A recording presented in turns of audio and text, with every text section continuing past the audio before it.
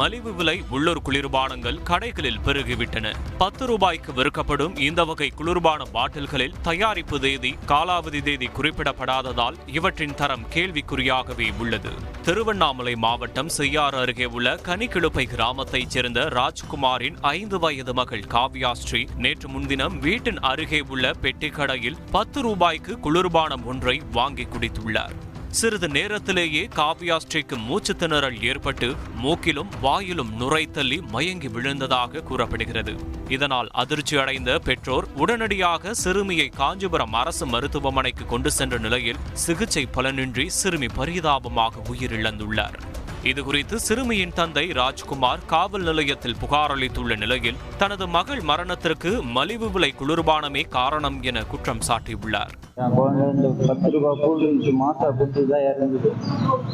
அது மூச்சு அடிச்சு இறங்குது. இது மாதிரி எந்த